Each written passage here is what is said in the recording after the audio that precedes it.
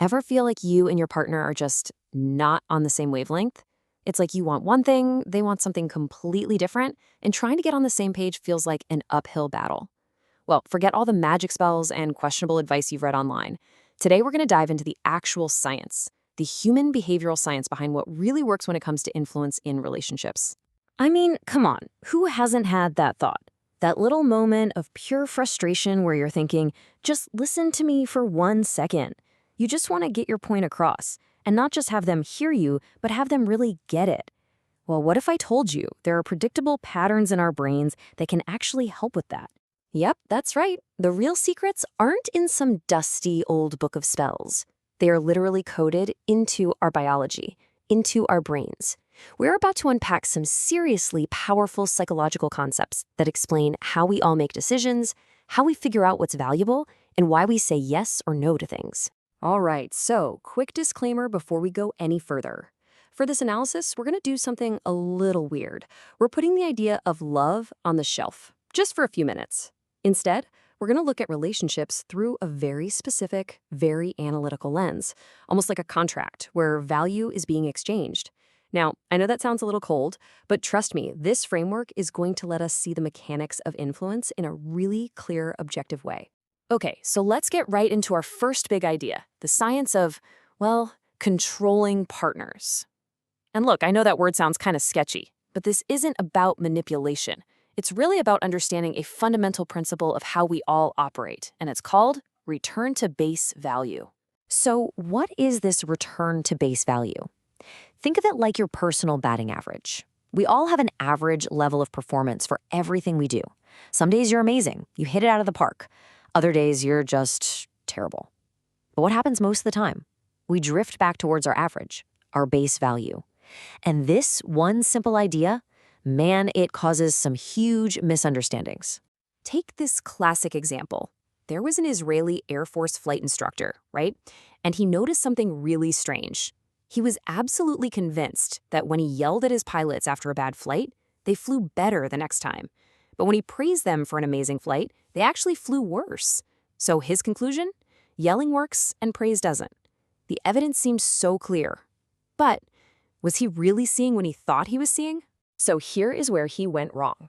The instructor completely confused correlation with causation. Think about it. A pilot has a terrible, horrible flight.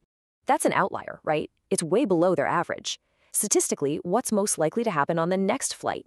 Well, it's probably going to be closer to their normal average performance. They were simply returning to their base value. The yelling had nothing to do with it. The same thing was true for praise after an exceptionally good flight. They were just naturally coming back down to their average. Okay, so if we know that people operate from this base value, how can we actually use that? Well, this brings us to an incredibly powerful tool called anchoring. You see, the funny thing about our brains is that they're terrible at knowing the absolute value of anything. So what do? They grab onto the very first piece of information they get, the anchor, and then they judge everything else relative to that starting point. Let's try this out in practice. We'll call it the GOA technique. Let's say deep down, all you really want to do is visit your parents for the weekend.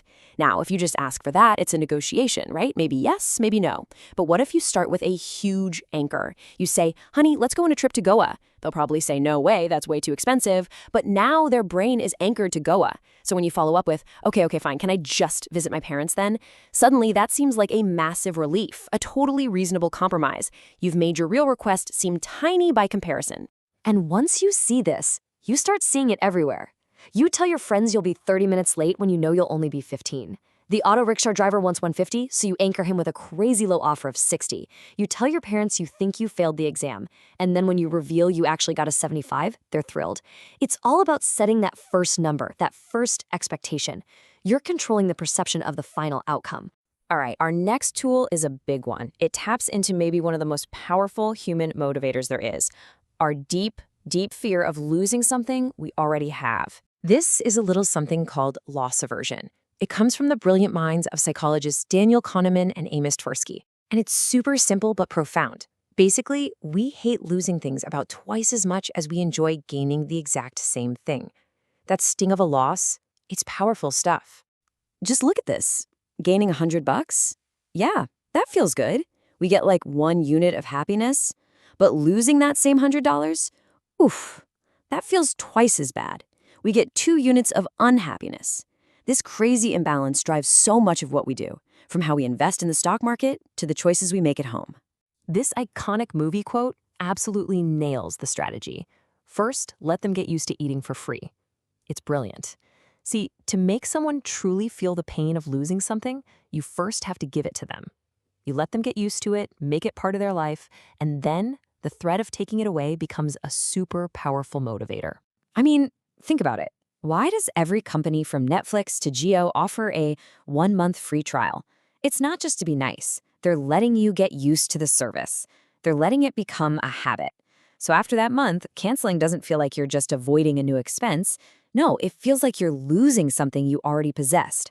And that pain, that's what gets you to subscribe. It's loss aversion in action, and it's genius. Okay, so we've got anchoring, we've got loss aversion. Our third big tool is something called framing. And this one's all about the idea that how you present a choice can be way more important than the choice itself. Here's a perfect example. If I ask you, should soldiers get a higher pension, most of us would immediately say, yes, of course. It's framed as a matter of respect and fairness. But what if I ask the exact same question a different way? What if I ask, are you willing to pay 0.05% more in taxes to fund it? Suddenly people hesitate. Probably not. See, the outcome is identical, but the frame, how the question is presented, changes the answer completely. It's like that classic folktale of Emperor Akbar and his advisor Birbal. The emperor draws a line and challenges anyone to make it shorter without erasing it. Impossible, right? But Birbal just walks up and draws a longer line right next to it. And just like that, the first line looks shorter. He didn't touch it. He just changed the frame, the context. That's the essence of framing. You change perception by changing the point of comparison. So we've got all these cool psychological tools, right? Anchoring, loss aversion, framing. But here's the thing. There's an underlying system, like an operating system on a computer, that decides whether any of these tools will even work. And that system is all about power. This quote just says it all. Anger isn't just this blind, explosive emotion. Oh no. Anger is smart. It knows exactly where it's safe to come out and where it needs to stay hidden. It's a power game. Think about it. You might snap at your partner, but would you snap at your boss who could fire you? Probably not. Your brain is constantly calculating the power dynamic. And without a foundation of respect, none of these psychological tools will work. So before you run off and start trying out the Goa technique, there's one last really crucial step, and it's probably the hardest one. You've got to turn that lens around and look in the mirror. Because that desire to control someone, yeah, that's worth taking a closer look at.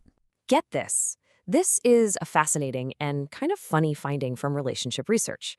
When you ask two partners to separately estimate their individual contribution to the relationship, the total almost always adds up to more than 100%. Usually it's around 120 or even 150%. We are all hardwired to overestimate our own efforts and sacrifices and underestimate our partners. You remember every single dish you washed, but you kind of forget the 50 times they did. And that really brings up a tough question, doesn't it?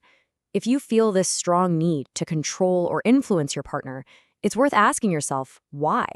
Is it coming from a real communication breakdown, or is it maybe coming from that biased feeling that you're doing more than your fair share? Understanding our own perception is the real first step. And in the end, that's what this all boils down to. All these things we talked about, they're just tools. They can help you understand human behavior and improve communication, for sure. But the ultimate question isn't how to win an argument or get your way. It's about what you're truly trying to build. Are you playing a game of control, or are you trying to build a deeper, more genuine connection? That's something to think about.